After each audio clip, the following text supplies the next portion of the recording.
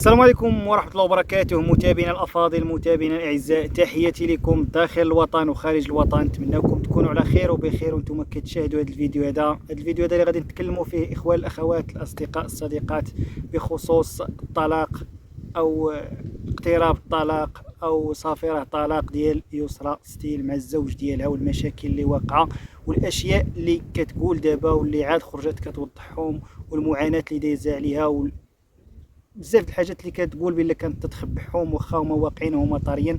غادي نهضروا على هذا الشيء ودير المتابعين مزيان، وغادي نعطيو واحد التحليل على هذا الموضوع، وخصوصا على الزواج اللي كيوقع بهذه الطريقه والزواج اللي كيتم بهذه الطريقه، كيف تم الزواج ديالها هي من هذا الشخص هذا اللي حد الان انا ما نكذبش عليكم ما بقيت تنعرف لا واش هذا الشيء صدق او كذوب، او انا ما بقاتش عندي الثقه الكامله في دوك الناس باش نكونوا واضحين. وايضا المتابعين العزاز غادي نتكلموا على الموضوع ديال لبنى زوجة الاب ديالها، اللي شفنا مجموعه ديال المتابعين وايضا القنوات تيقولوا بلا ان هي كدير فيديوهات او كتلمح بخرجات ديالها انها كتشفى بنت الزوج ديالها على حساب انها غتطلق ولا راها في مشاكل ولا ولا وكذا وكذا وكذا. غنهضروا ايضا على هذا الموضوع وغادي نعطيو التحليل ديالنا من وجهه النظر ديالنا. وانتم ايضا المتابعين نتمنوا انكم تخليو لنا في الكومونتير الراي ديالكم في هذا الموضوع، مهما انه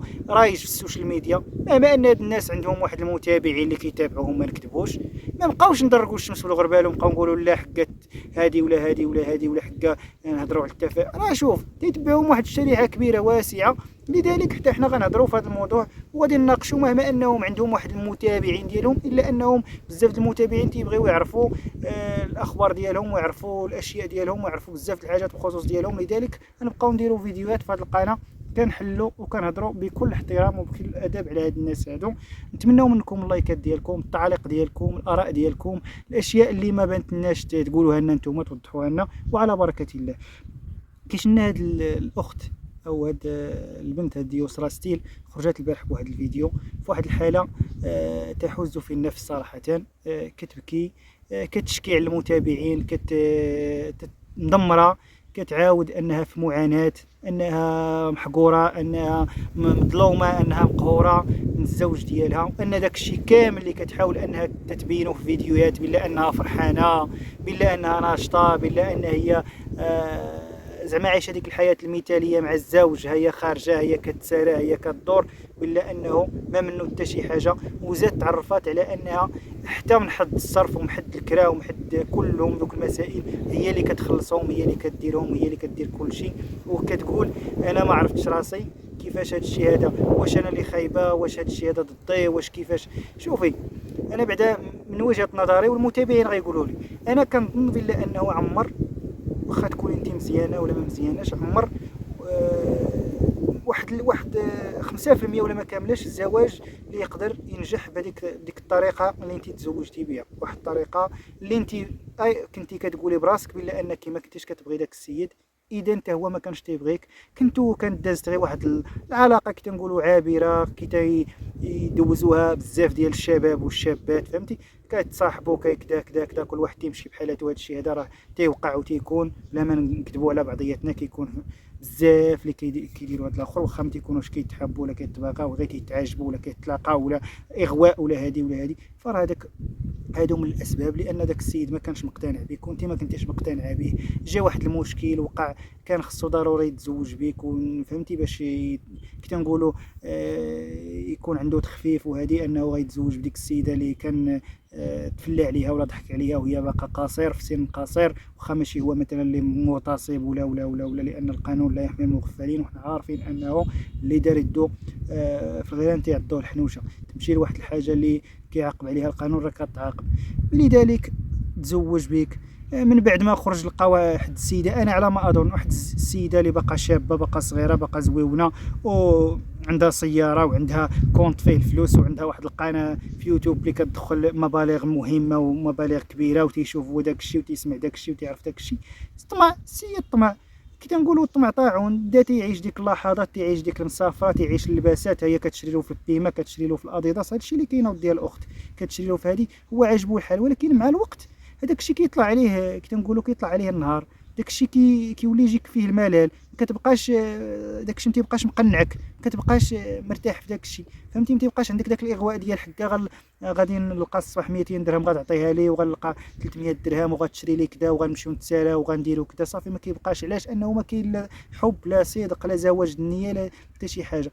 هذا الشيء اللي وقع لك اختي، راه هذا هو. انت كتقولي تسولي علاش وانا تنتعامل، راه واخا تعياي ما تتعاملي، واخا تشدي على ما اظن انا الشحمه وتغطريها فوق الجلد ديالك على حسابه، راه ما غاديش يدير. علاش؟ لانه هو ما ديكش على الزواج النية، ولا ديك انه باغيك، ولا هو ديك تزوج بيك لانه كان ملزم ومجبر على انه غادي يتزوج بيك، فهمتي؟ هذا هو التحليل ديالي انا. باش واخا تزيدي في هذا الشيء، ولا تزيدي تطولي مع داك السيد، ولا تولدي مع هاد الولده ولا ولده الثانيه، فراه غيبقى دائما المصير ديالكم هاكا، فهمتي؟ هو كتقولي بانه كيدابز معاك وتيدوز واحد الوقت عاد تيولي يجي يرغبك ويجي. بطبيعه الحال اي راجل الا كان كدا راه توحش واحد الشهوه ولا واحد العلاقه اللي تيكون حميميه مع الزوجه وكذا، هادشي راه الرجال تيكون تيموت على المراه وتيكون دابز معاها، وملي كيكون كذا راه هادشي عارفينه، تيولي تلحلح المراه وكذا، فهمتي؟ تيوليو يتصالحوا وكذا. هي هو ملي تكون الحب وداك الشيء تدوم ديك المصالحه، ولكن تيكون هي العلاقه بحال هكا غير تيوصل عاوتاني لديك النشوه ديالو، داك الشغل ديالو، ولا كان باغي منك عاوتاني شي فلوس ولا شي حاجه تيقبطهم، صافي يدوز عليك داك النهار الثاني الثالث، ها هو عاوتاني رجع لها وايده. هادشي اللي كاين الاخت، خصك تعرفي بلا انه الا كان هذا الشيء هذا، راه داك تيتسمى داك الانسان عمره ما غيتبدل، راه غيبقى دائما هكاك الى اخر الاواخر. هي الحقيقه، وهذه هي اللي غنقولك. حنا ما غنقولوك لا طلقي ولا تزوجي ولا داك المصير ديالك، حنا فقط تنحللوا الموضوع ديالك الاخت العزيزه.